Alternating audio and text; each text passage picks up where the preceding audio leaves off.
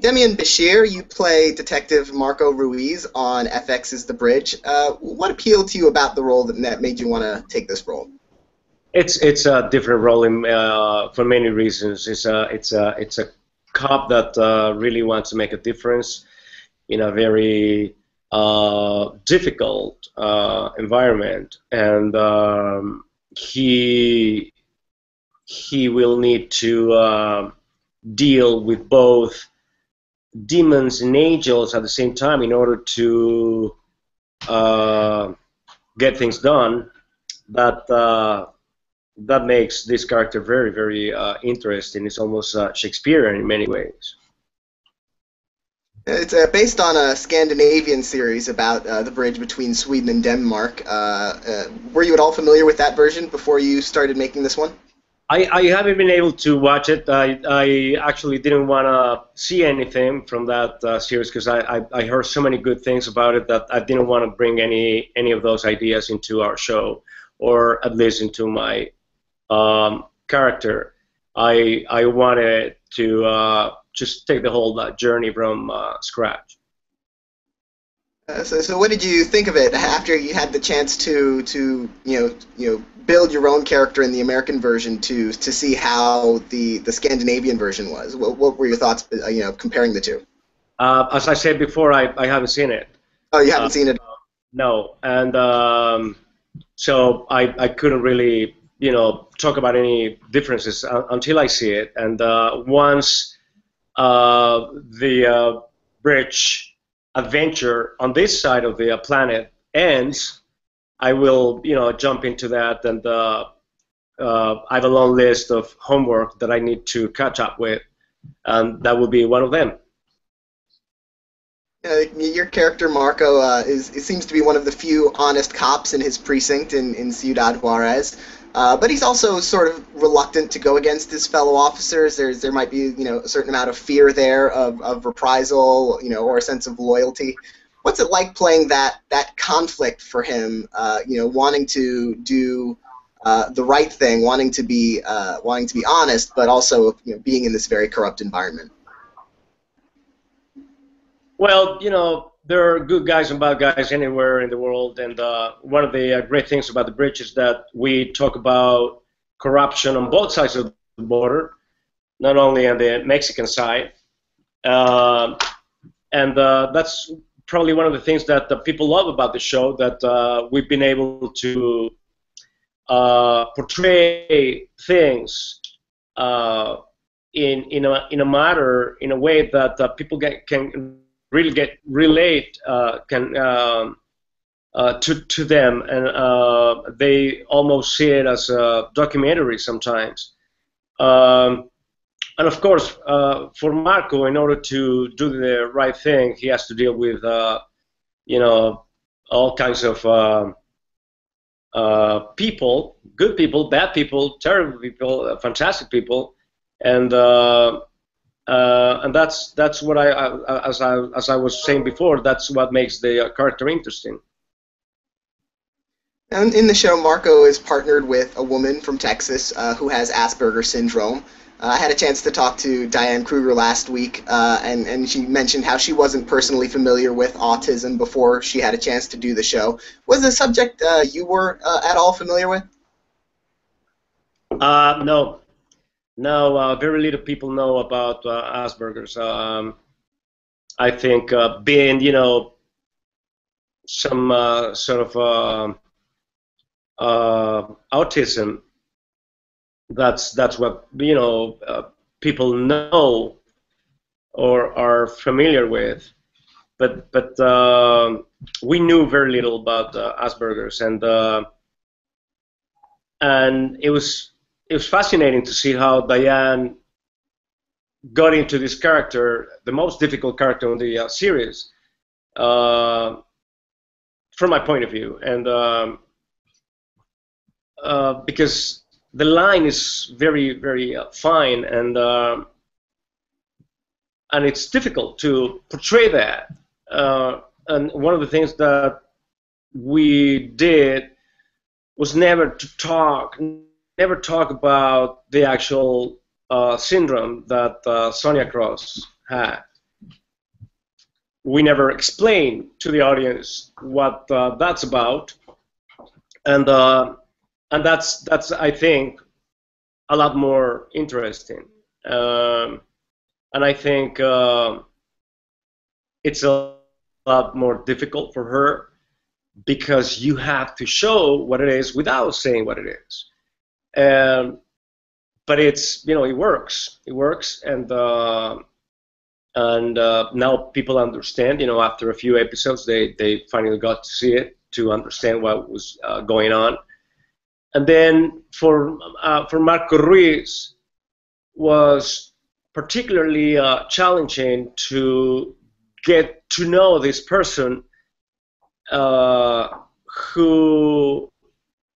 he was going to be working with on these cases because of that same thing.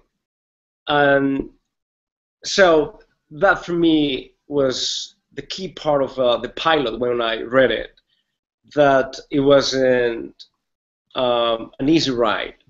It was going to be difficult to build this relationship between these two different human beings, just the same way Mexico and the U.S. work. I think Marco and Sonia represent clearly how different we are, how different Mexico and the U.S. are, and how much we need each other in order to solve our own issues that affect both sides of the border. And we talk about all that in the series, and that's probably one of the things that people like about the show. Now, the plot development from the first season ended up coming back around to Marco and an affair he had years ago, which turned out to send a lot of the events in motion. Did you know ahead of time, how much Marco's past was going to come back to haunt him? Did you know what the whole season's storyline was going to be at the beginning? Yeah, that's pretty much all we know. There's an arc that we get to know, and that's pretty much that. It's important for us actors to know where we're coming from and what's happening in our lives, and how our past affects us, and how much are we going to be able to control our future or change things. But you don't really know what's every episode is going to be like or about until you read it every week. It's one of the challenges of TV, but also it's something that keeps you alert and keeps you awake and keeps you on the edge, and it's some sort of vertigo that I personally like. I think it's a challenge that you need to learn to work with, but it's interesting. Sometimes it's difficult, but it's nevertheless interesting. Eventually in the season, towards the end of the season, Marco's son is put in danger, and we don't know right away whether he's dead or alive, and it leads to that very emotional scene on the bridge between Marco and Sonia and the killer. Was that the most intense scene to film from the entire first season? It was very intense because my son died in real time. It takes a couple of days only, 2 or 3 days from the moment he's kidnapped until he dies, until we find out that he dies. But we shoot those 3 days, so that is a very intense emotional kind of state of mind that you go through over the course of those 3 weeks, and it's a very intense and painful journey that you can't get off. You have to stay on that ride and keep on going, and it goes very high and it goes down very fast. That's exhausting. and that was probably, one of the crucial moments for me as an actor on one side, and for my character. Yeah, having to sustain that emotional level for 3 weeks, of filming. Were there any times where you were able to sort of, when you're off set, to kind of release that or relieve that? Were you able to put that away, or was it, constantly, these emotions that you're carrying through those 3 weeks, whether you're on set or not? Well, yeah, a lot of things happen. It's just a long period of time, and uh, those are the things any actor uh, dreams with or gets trained for. And then when it happens, you just embrace it and go for it. But it's many things that happen around that time. We actors like to be concentrated and to be focused and stay there 24/7. Even if you rest Saturdays and Sundays, or if you have a day off or something, you're always in the same loop. Because that's for me, the only way I can get close to a positive result. Other than that intense bridge scene, are there any other scenes from the first season that stand out to you as moments that you were especially proud of, or that you especially enjoyed filming? I'm very proud of pretty much everything I've done with that fantastic cast that we have. For me, being able to play along this cast has been a blessing, a true joy, and a gift. I consider myself very lucky to be a part of this cast. I only regret that I didn't have more scenes with many of the other characters, but it's just been an honor, and every day it's a good chance to make great TV and great drama. If you're nominated for an Emmy for your performance, you're a potential contender for Best Lead Actor in a Drama Series. You'll have to submit an episode to Emmy judges that represents your best work. Do you think it would be that episode on the bridge, or would you have others in mind if you're nominated? I don't know. I don't watch my work very much or often. Or the films I do, sometimes I find them on TV and I change the channel right away. I've seen this face for so many years, and so no, I never really think about that. I leave that to my team, everyone around me, my publicist, my manager, my agents. I think they know better. They have better eye than I. You mentioned not watching your work in film and TV. Some actors are very self-critical and watch themselves a lot, and others, seem to, just kind of avoid it. Like, I know myself, it's hard for me even to see and hear myself, on camera or something like that. Is that something that's hard to sort of process when you see your own work? No, I'm happy. I'm happy to, I've embraced who I am many years ago. Ever since I remember, this is the only face I have, and I'm grateful for it. And it's unique. No one else has it. This is my voice, and sometimes I can play with it, and I can transform it. I can make it this or make it that, and or my face too. So this is what I have. This is my instrument, and I enjoy working with it very much.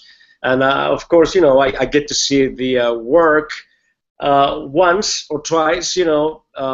Make some notes, some private notes that I share with my pillow, and then and the next chance I have, I can reach certain points that I wasn't able to reach in the past work. So every new project gives you that chance.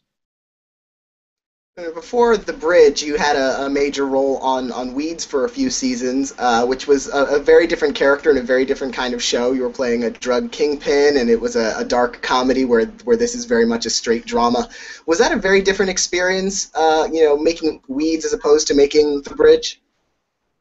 It works more or less the same way. You know, the TV has a way of